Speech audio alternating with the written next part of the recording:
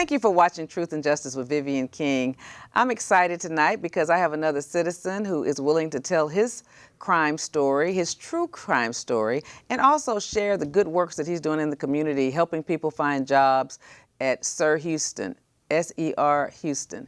And I'm so excited about him. I saw him at a community rally at the Buffalo Soldier Museum about 2 weeks ago, maybe. 2 weeks ago, 2 weeks yes. ago when DA Kim Ogg was having a community discussion, and Damion was there and came up to me and volunteered to tell his story. So welcome, Damion, and thank you for doing that. Thank you so much for having me. Okay, so tell me about your childhood. Tell me where you grew up,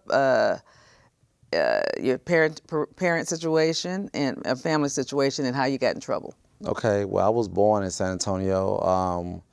Mother, she was 24 at the time. I come from a family where her father was a major in the military. Her grandma, her mom, my grandma ended up being a principal in San Antonio. What school? In San Antonio, it was Elijah.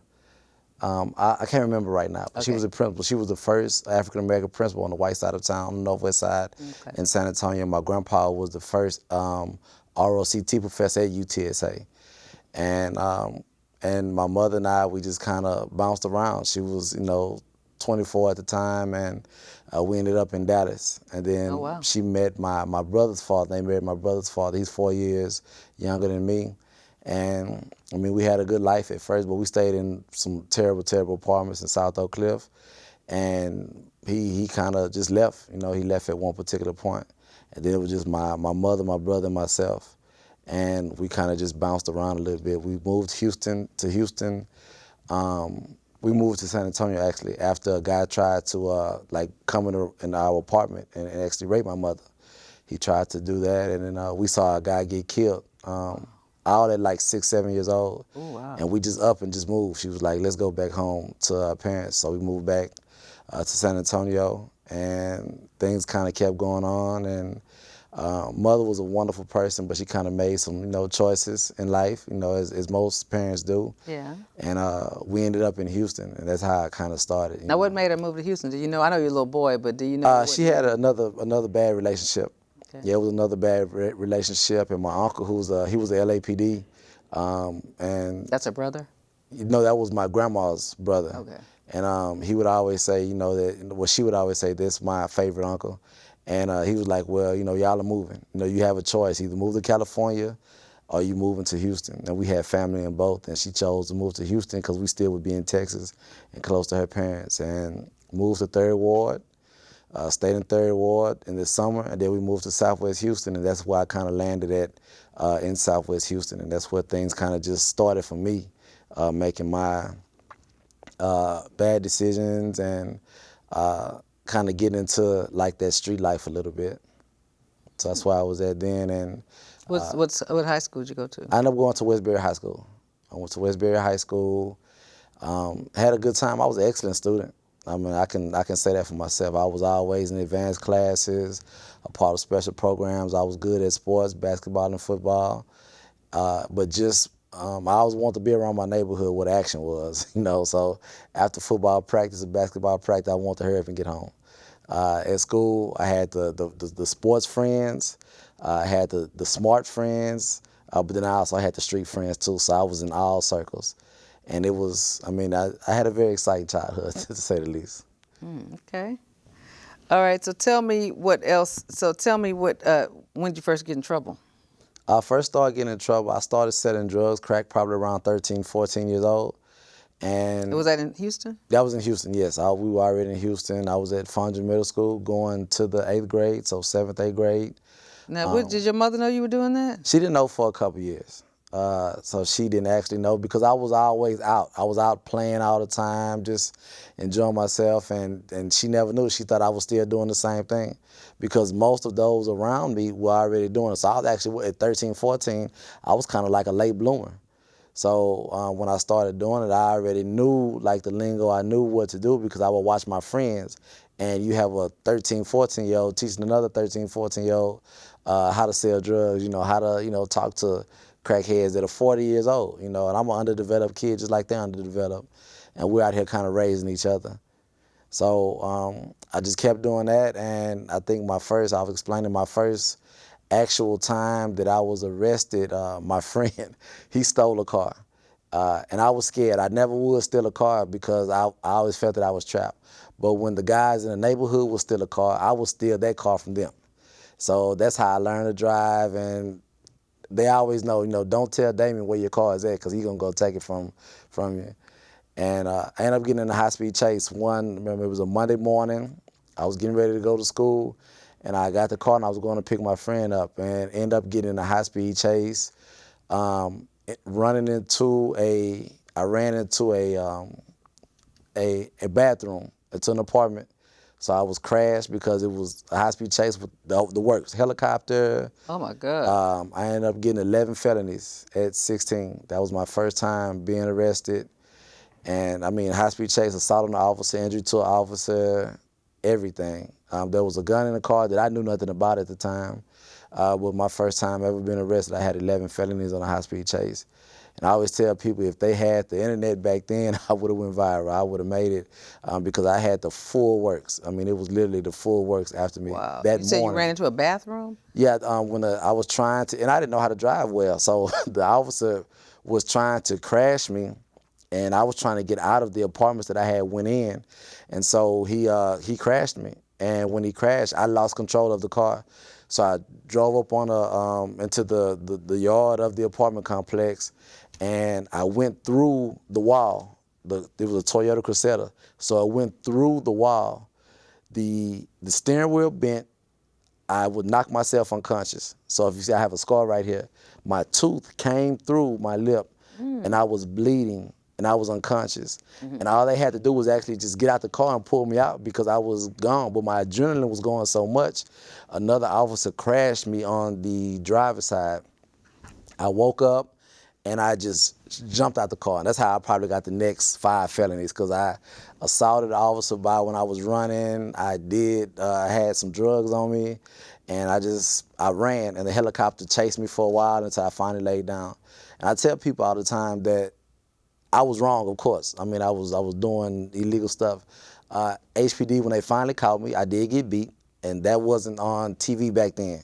But I did get whooped, and should I have got whooped? Probably not, but I understand when I see things now, the pressures on the police officers, because I was doing some violent stuff and they didn't know what state I was in, because I got out of a car that an officer crashed me and I'm running full speed, so they didn't know if I was on drugs or anything like that.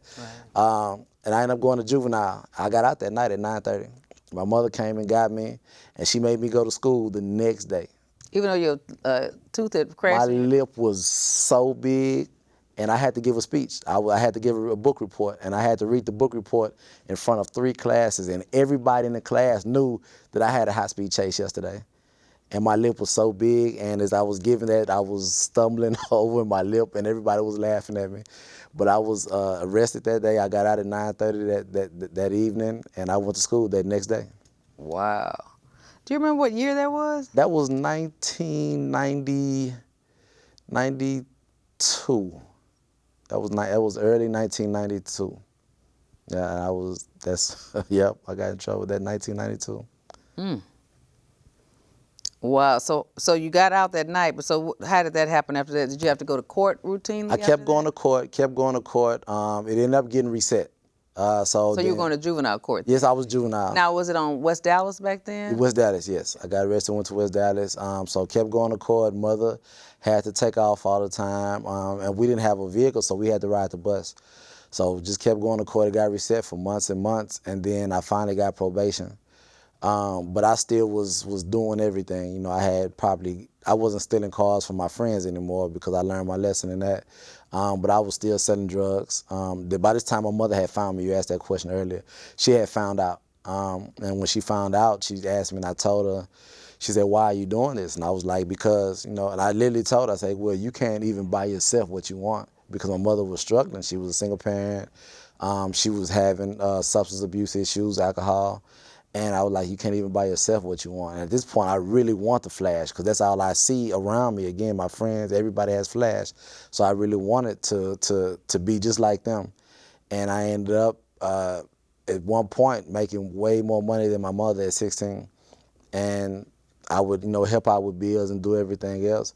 But it seemed like when I told her that, it kind of, deflated her a little bit, And it was a hard thing after I said it. That was probably the first time I ever hurt her feelings, as much as I did. But I kept doing it. She just gave me some rules, and of course I broke the rules that she gave me because I'm already breaking every rule in the book. And I just kept doing it. I kept doing it, and I told somebody the other day, like, I probably have been buying my own clothes and underwear and shoes and everything since I was 13, 14 years old. And for somebody to buy something for me now, it means a lot because I've always been kind of taking care of myself in that aspect. I'm not saying that she couldn't do it, but it was a choice that I made as an underdeveloped kid to kind of put myself in a man's position. Wow. That's a lot. That's a lot. So you got juvenile probation for all the felonies you got. Yes. And you didn't do right. So did you get it violated, or how did you, what Violated happened? in the worst way. So I ended up, a guy jumped on my brother. Like, was that at your house or in the street? In the streets, okay. In the streets, yeah. I actually was driving with another friend. I had a couple beepers. Back then, we didn't have the cell phones. So I had a couple beepers, so a guy paged me, and I called back, and he said that this guy that we knew had jumped on my brother and took his bike. So he was 1 year younger than me, but he was way bigger than me. And I went to fight him, like that was the goal. So I went, got my brother. We were in another crackhead's car, actually. And we went and got him, and I told my mama, just don't worry about anything. So by this point, like, nobody's able to tell me anything. And my other family... Did you go get the bike? We ended up getting the bike. Oh, okay. We ended up getting the bike. Okay, well, let's tell me the long story. Okay. So we went, and I didn't want... I'm not a showy type person where I want everybody to see what I'm doing. So what I did was I just told the guy, say, you come. I took a couple people with me because they knew where he stayed at. And so by this time, his mother had heard, and his mother had him in the house. So I ended up knocking on the door. He didn't come out, and still to this day, it's a blur. But somebody kicked the door in, and when they kicked the door in, I had a gun in my hand from the guy that was standing next to me had a gun. And so when I saw him and I saw the guy, and all I'm thinking is that I have to protect my brother because this is all I know is to make sure that my family's okay. Even though I was doing wrong, like, I still was going to protect my mother. That's all I've been doing. I've done it like other things with situations with a man jumped on her, and I'm there. I have to do that. Or if somebody whoops my brother, I didn't even like when my mother was with my brother. That's how much I felt I had to protect my brother. And so when I saw the guy, I'm thinking like, we're going to fight, but his mother wouldn't let him outside. And it just, that rage, like I was an angry kid. And I grabbed the gun, I swung it around, and I just started shooting. And nobody got hit. But I remember the door was open, and another person that was there, when they talked about it years later, they was like that, I shot the refrigerator up. And I just remember the magnets coming off the refrigerator. That's all I remember is magnets coming off the refrigerator. And I shot the house up with a Tech-9. And why did you do that again? A guy jumped on my brother. That's all I was thinking. So you went in that person's house and shot up their house? I went to fight him. Okay. But somebody ended up telling somebody that Damion's going over here to fight. So if there's a fight, everybody's coming. Okay. And I mean, this is a whole half a mile away, but everybody ended up there. It probably was 15 people in one car, and they just ended up there. And so now people are talking, and the situation is kind of just growing. And it's negative, it's ghetto, it's nonsense, and that's what it was. In all honesty, and when it was going on, like I didn't expect for what to happen in the 15 seconds. And 15 seconds changed everybody's life. Changed my life, changed my little brother's life. He ended up getting arrested at 12 because somebody said that he did it, and he was at school, and he went, and the police picked him up. And they got a confession out of a 12-year-old kid. And they ended up putting the charge on me and my brother. Nobody else. There was. And your brother wasn't even there? My brother was there, but he wasn't, like, he didn't shoot anything up. He got beat up. Okay. No, but they ended up putting the charge on my brother and myself. And for years, while I was in juvenile, because I'm arrested, I ended up getting arrested later on, he never even talked. Whenever he would come see me, he wouldn't even talk to me, because he thought that he was the reason why I was there. Because he didn't know everything else that had happened, because he was 12. My mother didn't tell him everything. So he never would even talk to me. So one day I asked my mother, like, he wouldn't talk to you? Help me visualize. He wouldn't talk. I would say, hey, how you doing? His name was Bernard. Hey, Bernard, how you doing? What's going on? You know, how's school going? You playing football? Yeah. And that was it. He wouldn't say anything. So he was angry with you? He was kind of embarrassed because he thought that he was the reason why I was locked up, because he talked to the police. Okay. But he was 12. Like, what do you expect from him, you know? Right. So did he have to go to juvenile too? Or no, he didn't go to juvenile. He got probation? Yeah, he got, from my understanding, that's what I always heard that he got. I didn't ask, because I was going through my situation, so I didn't even know what I was going through. Right. So I never asked. Wow. So when so you're 16, you go to juvenile for shooting up this house. What happens after that? So I go to juvenile for being arrested for 4 aggravated robberies. So these are the aggravated robberies when you shoot up the house? No, I went to juvenile. I got arrested one day. Early in the morning, some guys were shooting in the apartments. They arrested me and some more guys. I was 16. Another guy they arrested was 15. And they arrested another guy who was 18. They let the 18-year-old go. They arrested me at 16, Damion, and the guy that I ended up being on a case with, he was 15, because we had on similar jackets. Everybody back then were wearing starter jackets. So this is 1993.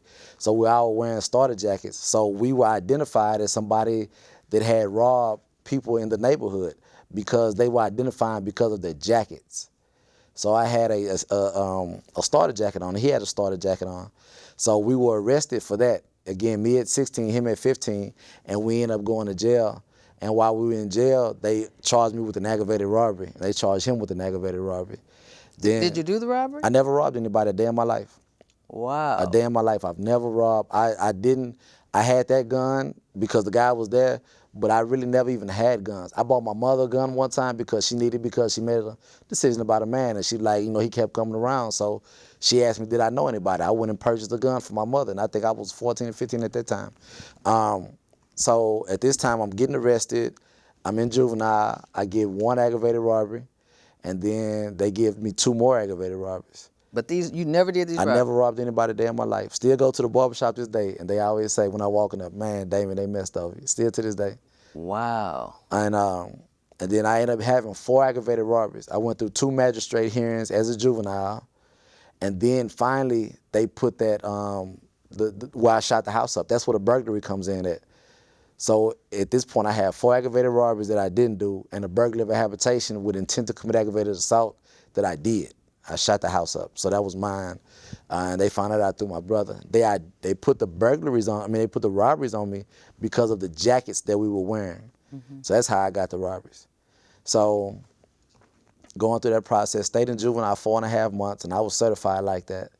And that's when those hard sentencing laws came down in the early 90s, and literally everybody that was in juvenile, I saw them while I was in prison. Because I ended up signing for 25 years while I was in... Now, why would you sign for 25 years if you didn't do it? Well, I didn't know. And I wanted to go to trial. So the day that I signed for the time, we were preparing to go in front of the jury. I mean, to do like the jury picking. Who was your lawyer? Not Woody Denson, because he was the judge. Ken Bauer. He was Ken Bauer. Court appointed, of course. Sandra Crawley was the DA. I still remember to this day, 27 years ago. And so we're getting ready to like go through that jury process. What was your lawyer's name again? Ken Bauer. Ken Bauer. Excuse me. We were getting ready to go through that jury process, and my mother and my grandmother, they let them back into the jury room in the back behind the judge's desk. My brother's father, who was there, and my grandpa was there, and a couple friends that I grew up with. They didn't let my brother's father or my grandpa back. So the judge, the lawyer came back and he said, Damion, nobody's here. It was like a kind of a setup when I went over the while back. Nobody's here. Then he came back some minutes later. We have 2 people here. Who was he talking about? The victims. We have 2 of the victims here. Came back. Damion, all the victims are here. This is the offer that's on the table. So now I'm in the back, like we're stewing. My grandma, my mom, we're stewing in the back. I'm handcuffed to a chair, and everybody's here. That's how we know is everybody's here. This is what's on the table, 25 years. Because if you don't take this 25 years now, they're gonna give you 25 years for each crime. that you get convicted of. So I have 5 crimes. So they're going to give you 25 years for each crime. They're going to stack them on top of each other. So you have to make parole. Now, this is when that half law came into effect. So I would have had to do 12 and a half years on each 25-year sentence. So it's supposed to be 25 years times 4, times 5. 5. So I had 125 years. So keep that. I would have had 125 years. Or Damion, if you get convicted on 3, they're just going to give you 100 years flat out. So my grandma, who is educated, a principal of elementary, Montgomery Elementary, that's the name of it. Okay. Montgomery Elementary in San Antonio. She's the principal of elementary. My mother has an associate's degree. All of my family on my mother's side is pretty much educated. She said, Damion, if you get 100 years, I won't be here when you get out. And that's what's word for word. Damion, if you get 100 years. So she thought you did it? No, she knew I didn't do it. Like I told her. But they're offering the time, and I have a court-appointed lawyer, and they're just thinking that I'm not going to win because I wanted to go to trial. That's why we were getting ready to pick the jury thing, because I knew that I didn't do it. So I knew who did 2 or 3 of them, but I was at that point where I'm not going to snitch. That's how I was raised in the streets. You just don't snitch. So we go through that process, and I'm crying, they're crying, and I'm thinking about nobody's going to be alive when I come home in 50 years. Because I know because of what's happening back in the tanks. You see the guys coming back with 60 years, and they have to do 30 years before they come off of parole. So I know what's happening. My mother and them really don't know, but he's talking to them, but I know what he's saying. They don't know. They just know that 100 years. They don't know what 100 years means. I know that I have to do 50 years, and I'm 17 at this particular time. So we're going through, and they said they're going to offer you 25. That's what he's offering you right now. And my grandma and mama, they were like, Damion, you have to consider it. So I'm a 17-year-old kid saying that I have to consider going away for 12 and a half years. After, I've been incarcerated, at this time for 8 months. I've been incarcerated for 8 months. 4 in juvenile, 4 in the county. So there's really no investigation. There's nothing going on, just accusations. Nothing is really happening. I've been incarcerated for about 8 months now. And 4 in juvenile, so that juvenile investigation, which didn't happen, came over because they don't investigate the case. They just say that we don't want to handle this case, so we're going to send it to the adult courts. There was no true investigation. So now in 4 months in the adult courts, there's no investigation. It's just, you are guilty. So let's take let's take this time so you can go on and go start your sentence. And so that's what kind of happened. And I signed for it. They were like, you have to sign for it, so I signed for it. And the story goes back to, there was only one person that was a victim that was in that courtroom. There was only one person. So he lied to you. He lied. Well, how do you know that? Because my brother's father, Grant Walker, he told me 8 years after I was incarcerated. And the person told Sandra Crawley, the DA, that that's not the guy that did it. Wow. And they kicked, and I remember 8 years down the line, they kicked him out the courtroom because he stood up and he said, you can't do that. Even though I wasn't his son, I'm his son. And still to this day, I'm his son. And he said that you can't do that. And they kicked him out the courtroom. And I remember him leaving and being disappointed that he was leaving. But now it's like he left for a reason that I didn't know that they kicked him out. And the lady said that that's not him. And it wasn't me. And I just remember that to this day. It was like, and I was incarcerated for 8 years after, and he told me, because he thought that I knew. And we were having a conversation because my mother passed away in prison. So he was visiting me, and he was just talking, and he was telling me, and we were kind of going back over that day, actually. And he told me that, and I was shocked. And I was like, what? So I'm incarcerated 8 years before I know that there was only one person in that particular courtroom. So what ended up happening, I still ended up getting 125 years. They gave me 25 years for each crime, but they ran it concurrent. And I signed the paper. And I just remember crying. And I have those documents. And if you look at my signature, it just looks like it's worse than chicken scratch, because it was just tears and ink. That's all. And I couldn't even see. And I'm just crying, signing. And I'm signing all these documents. And they're talking, and I don't know what's happening, but they're just talking. And so I found out that I did have 125 years, probably about 3 or 4 years after I was incarcerated, because I was fighting my case. And so when I got the documents from Harris County while I was in prison, a guy, which I didn't know how to read him, one of the guys in the law library, he told me, he said, you have 5 25-year sentences run concurrent. Now I'm incarcerated 3 or 4 years, so all I'm thinking is I'm not gonna make parole because the parole board is gonna look at Damion has 5 25 years run concurrent. So that really means that they tried to still give me that 25 years for each particular crime. Instead of the 50, they gave me 25 years for each particular crime. So my documents, and I just got out parole 3 months ago, but I lived down a 25-year sentence with 5 concurrent 25-year sentences. When did you get off parole? May 16th, 2019. Yes, ma'am. Wow. Yep. Wow, so you had to do 17, how many years in prison did you do? I was incarcerated from 16 to 33, so 17 years. Wow. For a crime you didn't do? 4 crimes. 4 crimes. For Yes, crimes. ma'am. 4 crimes you didn't do. Okay. Yes, ma'am.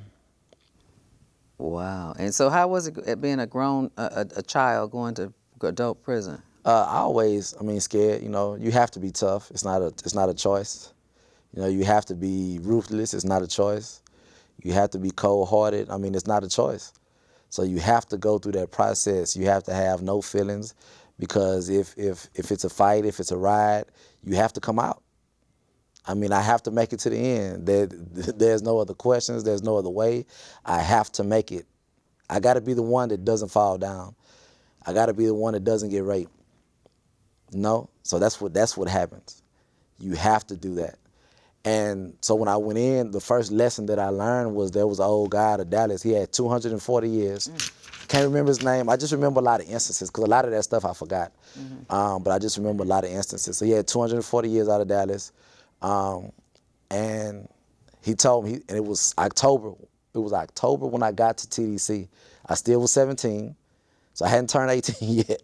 So it's almost, I think it was right at a year, or a little bit more than a year, of me being incarcerated 40. So juvenile, the county, TDC. I haven't turned 18 yet. I'm 17 years old in TDC. And we had jackets. So you wrap the jacket up. How you put this sleeve inside this sleeve and you can carry it. He said, do that. He said, which hand are you more dominant with? And this is how you can tell that he had taught somebody this before. Which hand are you more dominant with? I'm more dominant with my right hand. And I couldn't fight. These guys are professional fighters. They grown, I really couldn't fight like they could fight. But he said, this is how you survive if a riot jumps off, because I went into Garza West, which was a volatile situation. So he put my jacket arm inside the other jacket arm. He said, now put your hand inside there. So I had put my hand inside the jacket. So I got the jacket right here. He said, when they come at you with a shank, you tank the shank in this arm and you swing with this arm. This was the first lesson that I learned at 17. Damn. And so from that point on, that set the tone for me that I'm gonna get shanked, but take it somewhere where it's not gonna affect me, and use your best. And so that was my mentality. And I didn't have a lot of fights while I was incarcerated. Did you get shanked? No, I never got shanked. I was in situations where terrible things could have happened. It could have happened. Yeah, but I'm not gonna lie. I didn't even know God at the time, but when I look back, God really took care of me. I was in some terrible, terrible situations that I couldn't even imagine how I got out of still to this day. Like I said, I didn't know God, but when I finally came to know God, I look back, I was like, yeah, it was some protection going on right there. Wow. What about that guy? Did you ever keep up with that fella? No, because he left. We ended up going separate ways. I ended up getting shipped to a John B. Conley unit at about 18. John B. Conley unit was said to be one of the worst prisons in America the first year. Because they shipped the worst in Texas. So shipped me, they took guys from some of the worst prisons in Texas and they brought them to what you call a supermax. So it's down in Kennedy, Texas, and it's what the Texas 7 had escaped from, maybe early 2000s, I'm not sure when it was. But it's called a supermax. So you have the trustee, you have minimum, medium, close, and then you have ad segregation. And I ended up working in ad segregation, and then I ended up getting in trouble because I kept getting in trouble. And I ended up going to medium custody. So basically I got in trouble enough to where I went to medium custody. And that was one of the points that kind of got me to say that I used to think I was gonna die in prison. And because of the stuff that you see where you got the good prison guys that are staying out of trouble, or they're not getting caught, and then you just, the people that are getting in trouble, and you got everybody that's getting in trouble, and you put them all together, and this is the worst. Then you get over here, and these guys are a little bit worse. Then you get over here, and nobody wants to be around these guys, and they never get to come out. And Wow, when I was they able just to, kill us. yeah, you don't want to be around these guys. And I say that not to defend, because those are my people. You know, I went through the situation that they went through, but there are some people that are okay, and they should kind of be in that situation, you know, because they're not in their right mind. Whatever possession that's in them, like, it's in there. And so when I would work in ag said, again, this is where some of the worst people are in Texas prisons at. I was like, yeah, don't let this guy out. Yeah, because he can't control himself. So there was a lot of things that I was able to see throughout that process. Again, at this time, I'm still 18 years old. I'm still 18, so What were from you doing 16 working to 18. at Ag Said? I was with a custodian, basically. I had got, they considered a promotion, but it wasn't. You got to be back there, and it was always cold. They kept it real cold to keep the temperature or keep the guys from getting hot, and they always kept it. Yeah, it was freezing. It stayed freezing. It was always dark. You had the same guards that worked back there, so if anything went on, they kind of kept it among themselves. And I hated working back there. I hated it. And it was its own world inside of prison. And the guards from Ag Said, they were Ag Said guards. They never came back to, because they couldn't. As worse as bad as it sounds on a Supermax unit, the guards that were in Ag Said, they couldn't function. A person that comes to work, they couldn't function in regular population. Why not? Because the way that they dealt with the people back then, and what they had to expect every day as far as violence, and Ag Said, because you still had to take the guys out to go shower. You still had to feed them. If they had medical problems, you still had to take them to the infirmary. So if they got a chance to hurt somebody else, the guys, they're gonna hurt the guards. So the guards were on edge more than some of the prisoners sometimes. So literally, the guards from Ag Said hardly ever came to work in general population, because it took us honestly a special type of guard to work back there. Oh, that's cool. Yeah. So it was its own world. It was its own world. So at this time, I'm about 18. I got in trouble, went to medium custody, and one of the worst feelings is that my guy Michael Bailey, he sent me a letter, and I've been knowing him since 6th grade, and they were at prom. Now this time I think I turned 19, and I got prom pictures, and like people that I've been knowing since 6th grade. You know, they graduated high school, and here I am, you know, on medium custody, you know, eating sandwich, you know, starving all day, and seeing all this, you know, this terrible stuff going on.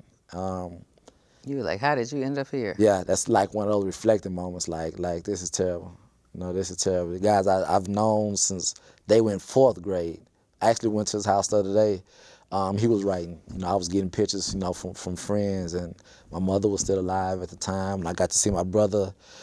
He was playing football at the time, so I'm seeing the pictures, you know, and hearing the music's changing, and we're so far south that you used to stick your coaxial cable, you used to break the screen and stick it outside, and if it rains or if the wind blows a certain way, you can get 97.9 The Box back then.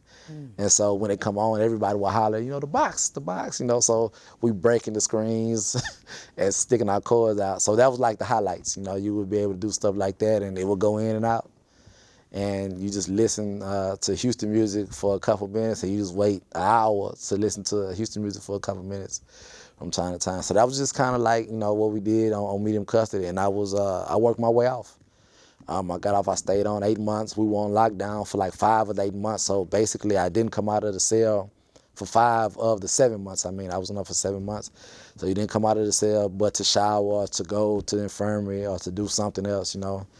And got back, and again, this is what's said to be one of the worst units in America at the time, because they shipped so many guys over there, and by the grace of God, I still didn't know God at the time, but they got a group of us, probably about 20 of us, and we were going to Clemens Unit, which is in Brazoria, Texas. Now my guy, D, he's 15, the one that got certified, when we got arrested together, he's on Clemens Unit. So back then, he got 25 also? He got 25 as well. And he didn't do it either? I don't know about that. I think he did. Well, I'm not gonna say I think he did, but I know he didn't do all of them. If he did any, but I don't think that he did. all of them for sure. But he was around. Yeah, he was around, and we all were around, but I don't think that he did any of them either. We kind of don't even talk about it. Right. No, I got it. yeah, we're still around each other, but we kind of don't even talk about it anymore. So I was going to where he was at, and I was excited, but there was a riot on that prison. So we were going. There was a riot on Central Unit, which is in Richmond, Texas. Now I'm 19 at the time, so the people from Central Unit were shipped to Brazoria, and they took our spot. So we were supposed to go from one of the worst units still to a worse unit. They used to call Clemens Burning Hell. So we were going from one of the worst to Burning Hell. And I was excited because I got to see my guy. And most of the people that I was in juvenile they went to Burning Hell. They went to Clemens because that was what you call like a youth farm. So all the kids went over there until they got in trouble more and more. They went somewhere else. But I ended up going to Central Unit. And Central Unit was one of the easiest prisons in Texas, in Richmond, Texas. Okay. Sugar Land, it was Sugar Land at the time.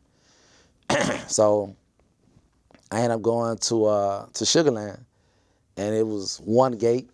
I mean, like I was at prisons with 12 gates. Seemed like go to one gate. I didn't even know what I was looking at when I got there, and I was 19, but I still had that mentality because I was in a cage for so long. So I was acting like a cage human. Probably about the first 2 years, and people used to pull me to the side like, Damion, like youngster. They used to call me youngster. What's going on with you? You here, you're in paradise. If you're in prison, this is the prison that you want to be at. And I still was doing stuff. Like what? I was gambling. I would start stuff. I ended up being in almost like 3 riots, one behind a piece of bread, and I almost got, I don't want to say killed, but I don't think I would have been in my right mind. A guy got into a fight behind him. He was messing with this guy's bread. And when he was messing with his bread, they brought it back to our tank where we stayed at. And they ended up having a fight. And so the guy was Muslim. He was fighting Aryan Brotherhood. And next thing you know, I jumped in, and I shouldn't have jumped in. And so because I jumped in, I was in violation of just prison laws or whatever else. And a couple more people jumped in, but they came looking for me. And so I literally was by myself. If I can take you to the place, you would be like, Damion, you should have made it out. I was literally by myself going to like an appointment, and these 3 Aryan Brotherhood guys came, and I hadn't started lifting weights yet, I don't think. I was skinny, and they were seasoned prisoners. And 3 guys, they were coming to get me, and they knew exactly where I was at. But somehow a guy intervened that I knew.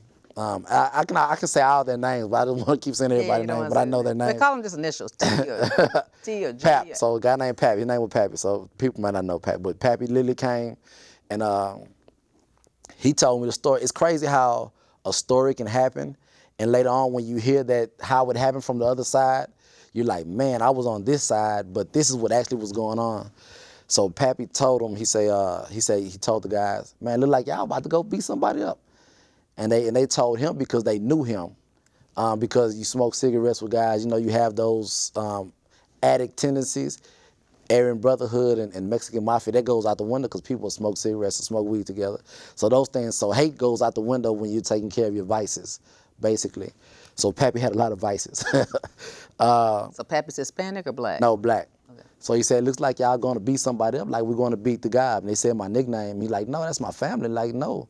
So he literally stopped me from getting smashed because there's no way I could have handled 3 guys that were I don't care what they were.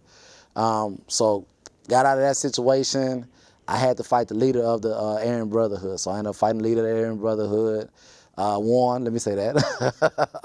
That same day or a different time? Like 4 o'clock in the morning because we worked in the kitchen. So the kitchen went in at like 3:30 or something like that in the morning. So I had to go to sleep knowing that I'm going to fight this guy.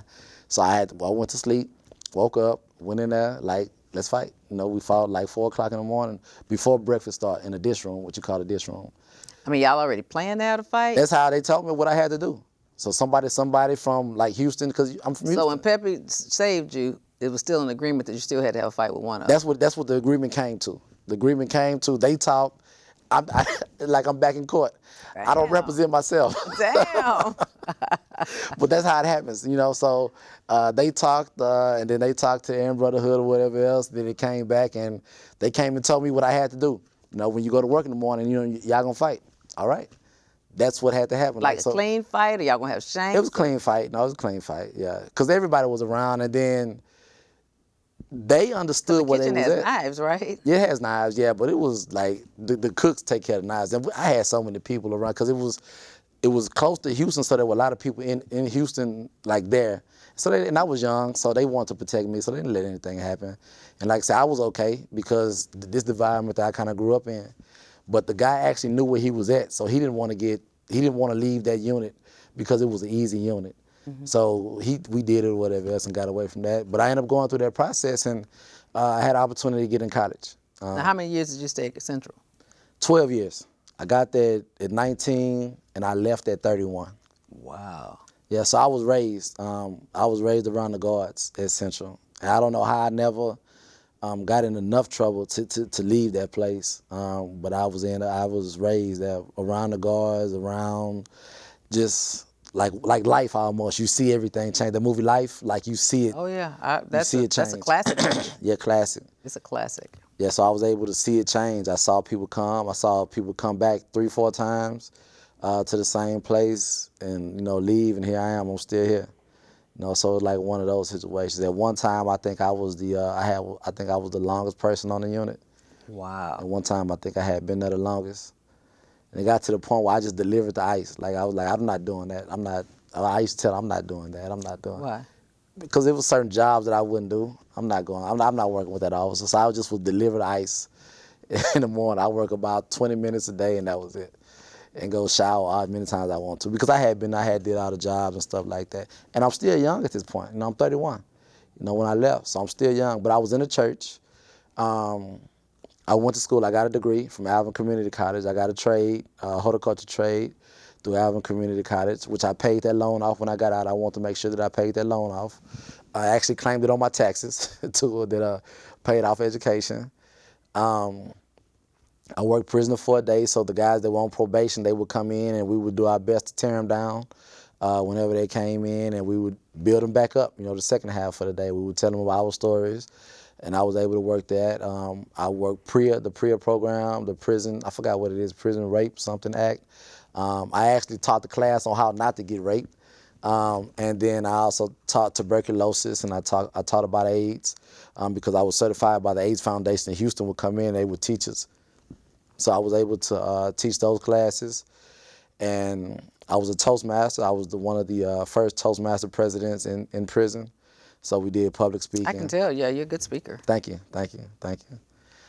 So trained guys, we formed workshops, we built a lot of stuff. I was able to be able to have some good mentorship and build a lot of good programs before I left Central. And when I left, one of the biggest things, I was a leader over the church. There were 3 servant leaders.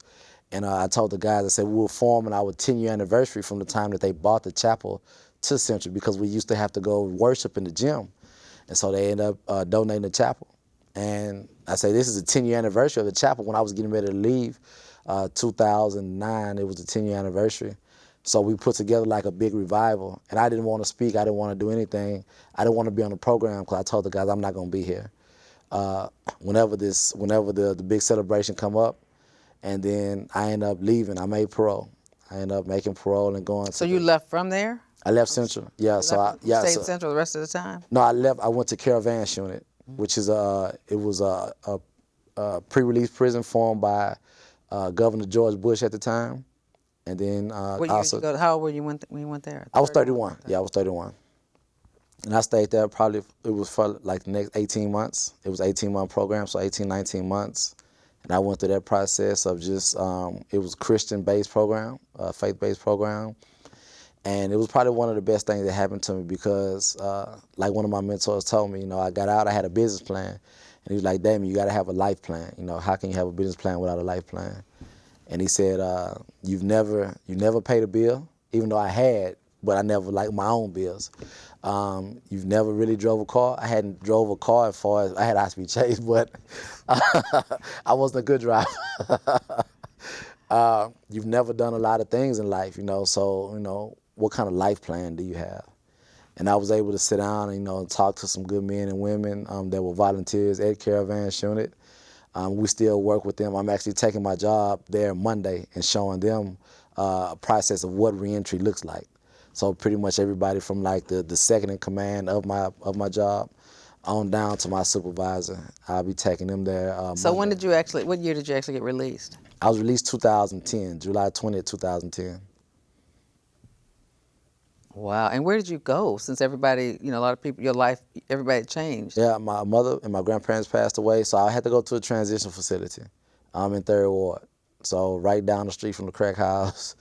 I stayed in 3rd Ward when I came to Houston, so it was right around the corner from where we came. So all those memories popped back up. And I stayed there on the GPS monitor. I was on the GPS monitor for 2 years. So the first year I was denied because I ended up doing full-time school, which is what the parole officer said. If you do full-time school, it's considered a full-time job. So I was going to the University of Houston to get my BA in communications, and I was denied off the monitor. So I immediately made a rash decision, which I probably shouldn't have made, but it worked out for me. I found an apartment, and I moved out the apartment, paid the deposit, and everything. Where'd you get the money from? I was working. So my first job was H&R Block. I worked for H&R Block. I was 33 whenever I received my first job.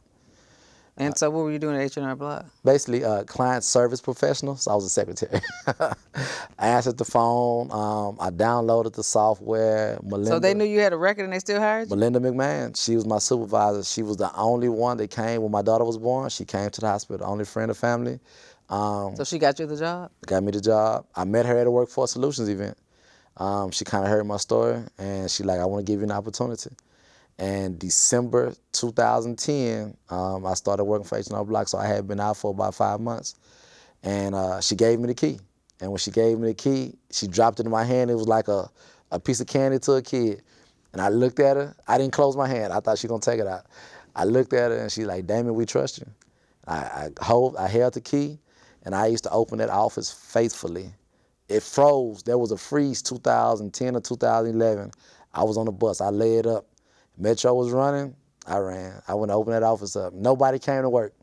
Where was the location? So it was a brand new office right there on Shepherd and Westheimer. So I got to go to the highfalutin area, which I didn't know anything about. And I was able to learn about taxes. I didn't know what taxes were. I didn't know anything. But I answered the phone. I paired the tax professionals to the client, so I would get the file. I would understand, what the client had as far as how difficult the tax return was, if they had businesses and everything. Again, I don't even know what taxes are. I don't know what's going on. But I know the basis of it, so I'm referring people. That is so funny. I don't even know what taxes are, but I'm matching people up. I'm matching people up. This guy, I remember $300,000. He has 2 businesses. It has to go to Christine. That's who it has to go to. The new tax professional, he makes $40,000. He's going to John. Mm-hmm. So we're gonna send it to John. And I went through that process. And I sat with Melinda. She helps me with my business. She gives me advice. She still does my taxes to this day. So is Sir Houston your business? No, Sir Houston is a nonprofit that I work for. Okay. It's not my business. Okay. It's an $11 million. I wish it was. So I went through that process, graduated from U of H. Oh, you graduated? Great. Yes, I graduated with what a year? BA in communication, 2014. And so how did you pay for college? This time I got the loans. I took all the loans out. And they gave you loans? Okay. They gave me loans, yeah, because I didn't have a drug charge. So I only had the aggravated charges, so it didn't even matter. So I went through that process, graduated from University of Houston, go Cougs. I graduated from U of H in 1980. 1980? Yeah, it's still that. We're still Cougs. I still go around. I go to TSU more than I go to U of H now, actually. Okay. So I went through that process, got another job working downtown, waiting tables. I wanted to wait tables because I wanted to understand the process of restaurants and dining out, because I didn't know. So I said, well, let me get a job, because I'm still on the monitor. I said, well, let me get a job so I can learn, but also learn about dining out. So I ended up working in a Mediterranean restaurant downtown. They gave me a chance. Ended up being a head waiter. They knew that you had a record? Mm-hmm. They hired me. They hired me, and I was there at the store before it even opened. So I was able to go through that entire process for about a month and a half before the store even opened. And I went this past week, and still know people there. I got a lot of people hired there. How long did you stay there? I stayed there about a little over a year and a half. And I had an opportunity to go intern at ESPN Radio. So I went to ESPN Radio. And where is that? The gallery area, so Gal Media. So I interned for, it was ESPN, sports radio, and it was the best. I mean, I had the opportunity to be around, produce shows. I had commercials on the radio that I did. Good. But I worked in every department because of my degree at U of H. I was doing graphic design. So I worked with the graphic design team. I worked with the producers. I did off-site shows. I answered the phones, giveaways. I produced multiple shows on different networks because Mr. Guy owns different networks there. And got the opportunity to do stuff that I never would have thought. You know, I never would have thought. How exciting. Yeah, it was. It was very exciting. And then I started selling cars. Is that what you do now? That's what I used to do. And it changed my life. I was number 3 in Houston for 2 years selling for Kia. And I was top 40 in the nation. And I made all the money that you ever can think that you can make coming from my situation. Why would you stop working at Kia? Because I was telling somebody today, I actually spoke to a class today, and I told them it was almost like prison. Because it got to the point where I was notorious for working from 9 to 9 every day because nobody was going to beat me. Right. And when I went in, I saw that there was a lack of focus with the guys, and they were talented because it was a group of guys that had an opportunity to come work somewhere, and a lot of stuff was handed to them. Mm-hmm. So when I came in, one guy told me, "You're gonna run yourself to death," but I said, "I'm gonna figure this thing out." And a year later, he came back to me, and I was at the top of the board every month. I led the board every month.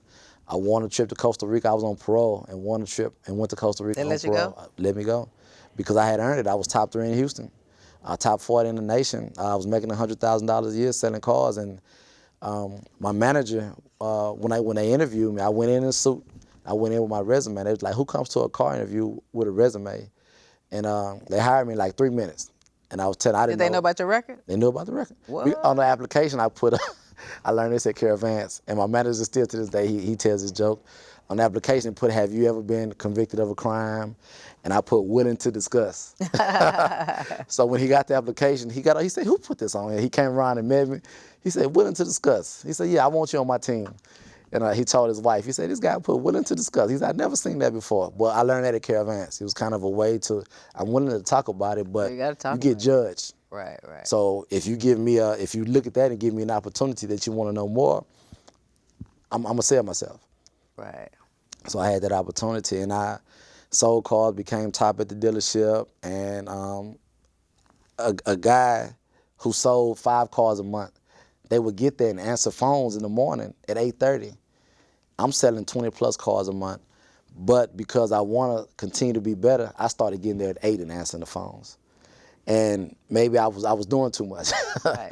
I would go to work on a Sunday because I learned that you can pass out your cars on a Sunday when the car dealership is open. And this one guy was saying, like, "How is he getting all these people to come in on Monday morning?" And the guy said, "You come," and he comes on Sunday and pass out his cars out.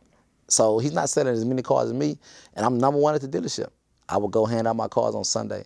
And it started becoming too much. It was like the obsession. At that time, I had a wife, and we had a daughter, and I missed every appointment. I think I only went to 1 appointment because I had to go to work. Her son, I still love him to this day, he had a basketball team, and they went undefeated, and I missed every game. Dang. And I went to another dealership to try to cut down on the hours. The dealership opened up at 9, but some of the guys would get there at 4 o'clock in the morning so you can get in line first. I started going at 4 o'clock in the morning, and it didn't open up until 9. So I saw that I was obsessive. Yeah. And I was like, I gotta stop. I gotta stop somewhere. So I got out the car business, and this is how I went through the hurricane. And me and her ended up splitting up by this time, and it was kind of too late. So we ended up splitting up, and I was like, man, I gotta change because I'm not making bad decisions, but I'm not making decisions that's beneficial to my future, now my daughter's future, because I'm so focused on working, and I didn't know how to tone it down. And I could have stayed in the car business, but I think if I'd have went to, which I did go into other dealerships, but I did the same thing. Just out of curiosity, what are your work hours now? I work, I'm like Red. I work from 8 to 5. Okay. And I work on the weekends. And if I work on the weekends, if I work 2 hours on the weekends, I'm taking 2 hours off during the week. And that's at SER Houston? Yes, it's SERJobs Houston. SERJobs Houston. Yes. So I I called you on here to talk about SERJobs, but your life is so interesting, and you've talked for an hour. We have 2 minutes. Okay. So I am going to have to invite you back. Okay. So we're going to have to finish this discussion because you have told so much. You got 2 minutes to try to wrap this up. So you've taken us from your life all the way up to the dealership. Yes. And what years did you work at the dealership? I started working in 2013 all the way up to 2017. And then you threw the divorce. I mean, broke up with your wife in there. I'm like, dang, you going through this too much. It's too much. You get married, you get divorced already. So a lot going on. A lot going on. A lot going on. But in this last few minutes we have, talk about the work you're doing now for the community. Right now, I'm blessed to work at a real good company, SERJobs. So what we do, we serve veterans, youth, and reentry. Veterans honorably and dishonorably discharged. Youth, in the summertime, we serve 16 through 24, but when school is in, we serve 18 through 24. We call them opportunity youth. And then we also serve reentry, which is those that we released from prison within the last 3 years. We serve youth DOL, so those that were affected by the justice system as well. And then only population that we don't serve are those that are in the sex offender registry, because we have youth in the building. We have a GED class as well. Wow. Yes. Wow. And how long have you worked there? For a year. I worked there, Sarah, for 1 year. And tell me, so I know we're running out of time, so you really can't talk about it, but I'm just curious about how you got that job. So my girlfriend, one of her friends told her. And so I applied, but then I called one of my mentors, Dr. Smith, who's at Baker Ripley, Dr. Marlon Smith. And I say, Dr. Smith, this job is at Sarah. And I didn't know about Sarah. He said, this job is at Sarah. This is what the position is. Everybody's telling me that I can do it. So he said, do you want the job? I was like, I need to know about it. He said, do you want the job? And that's how he is. Do you want the job? I'm like, yeah, I want the job. And so he made the call, and then I interviewed well. And they said I was perfect for the position. They hadn't hired the position in close to a year. And what do you do? I'm the community navigator lead. I form partnerships, maintain partnerships, recruit the classes. I know about every single program at SER. I do opportunities like these. I schedule interviews for the CEO. And I'm being told that we have to wrap this up. Okay. So part one was really good. Yes. And so we are going to have to schedule a time for you to tell part two, because your story has been really good. And I didn't get to, it's so much more that you have. I can tell, being a Toastmaster expert and such a great conversationalist, I want to talk about all the community work that you do and all the good things you're doing in the community. Thank you. For watching Truth and Justice with Vivian King. Another great story from bad to good, and we want to explore him on part two of the Damion Walker story. Thank you for watching Truth and Justice with Vivian King. Good night. Thank you for tuning in again. Tonight we have something really good, a hot topic in the news this week. Been charged with crime. This is a show where I try to educate real stories.